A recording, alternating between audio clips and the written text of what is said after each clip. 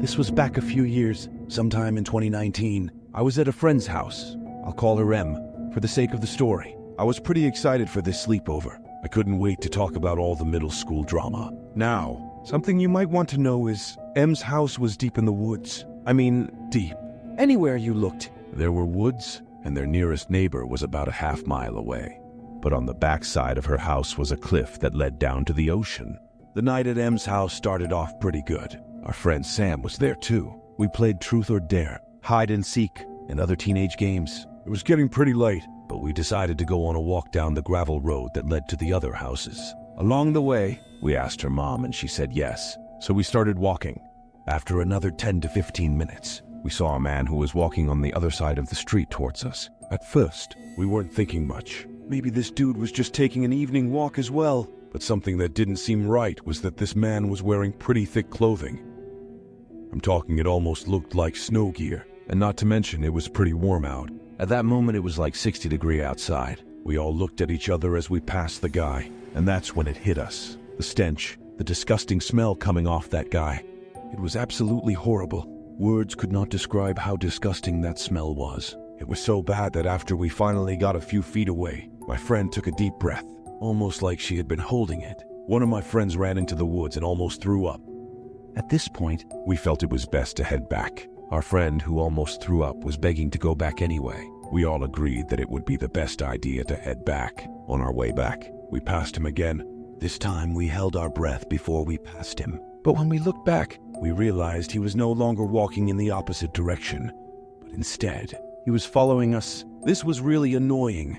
That disgusting smelling man was now bringing his stench even closer. We had no choice but to speed up our pace. We started speed walking. We still had about a mile to make it back to M's house. As we began to speed up, so did the random disgusting smelling dude. We all looked at each other, scared and annoyed. We picked up our pace even more, almost to the point where we were jogging. But of course, the man sped up even more. Now, at this point, we were running, and my friend Sam looked back. Then we heard it. Sam let out a blood-curdling scream as she looked back, which caused Em and I to look back as well. And what we saw, still to this day, absolutely horrifies me. This man was full-on sprinting at us. He had what looked like a knife or something sharp in his grasp. Sam, and I started screaming as we were sprinting down the road. Our screams caused him to stop chasing us, and he eventually just stopped. But he didn't move. He just stood still, watching as we left. We didn't stay around to see what his intentions were. We just ran straight back to M's house.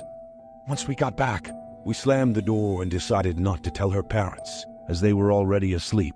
We all went to the living room to finish setting up our sleeping areas. A few hours passed. It was about 2 a.m. At this point, we were watching something, I can't remember what, but I know it was some horror movie. Now, I mentioned her house was on a cliff for a reason. Because of this, her house has a lot of windows on the backside overlooking the view. I was sitting on one of the couches that was set up right at the window. It was pitch black outside. All you could hear was the waves and occasional wind. All of a sudden, I heard footsteps outside. They sounded like they were right by the window. I told my friends, and Em said it was probably the deer that always comes by. For 2 years now, Em had been feeding this deer who always came up to this very window. I got pretty excited, as this meant this deer would come right up to my hand.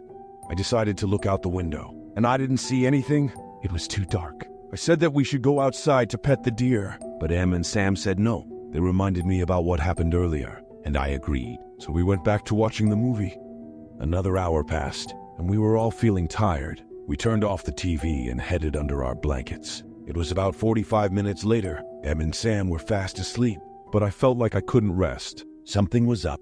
I had this gut feeling that told me not to go to sleep. So I decided to look outside. The moon was just bright enough that you could see the ocean. So I spent a few minutes just staring outside. As I was staring outside, my eye caught something moving in the woods over to the left. I turned my head that way, but I saw nothing. I knew I saw something moving, so I grabbed a flashlight that was on the bookshelf and pointed it in the direction of where I saw the movement. Now, this was probably the worst idea I could have ever had, because when I did so, I saw that man again. But this time, he didn't have any snow gear on. Instead, he was completely shirtless, and I wasn't about to find out what else he didn't have on. So I tried to wake up Em and Sam and tell them what I saw, Sam woke up, but Em was a deep sleeper. I told Sam to look outside, but when we looked, he was gone. Sam looked at me with a pretty angry expression, like I was just messing with her. I told her I wasn't, but she didn't believe me. She went back to bed, and I was left lying there. It was now about 4:30 in the morning. It was still dark outside. I didn't sleep at all, but felt myself drifting off to sleep when I heard a knock on the door. I almost jumped off the couch when I heard it. I knew I shouldn't open it, but my curiosity got the best of me. I walked over to the door and looked out of the peephole, and again, I saw nothing. My head had to be playing with me. I again went back to the couch and threw my blanket over my head. I eventually fell asleep, but woke up at around 5 a.m. in a cold sweat. Something wasn't right again. My body wouldn't stop shaking, and then it hit me. That familiar stench, that disgusting smell. I almost threw up right there, but as fast as I sat up, I heard footsteps coming towards me, and I screamed. I flicked on the flashlight, and as I did, I saw him.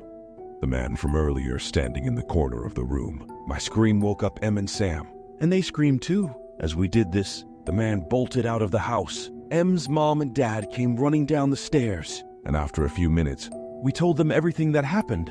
Em's mom called the cops, while Em's dad walked down the road with a shotgun, seeing if he could find the man. After that, once the police arrived and got all of our stories, I went home.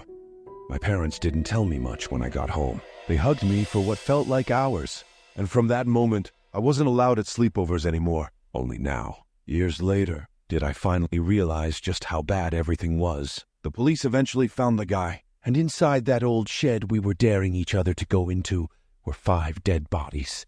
That stench that was on that man's body was the smell of decaying flesh. And if things didn't go the way they went in the end, my friends and I would have ended up in that shed with those dead bodies.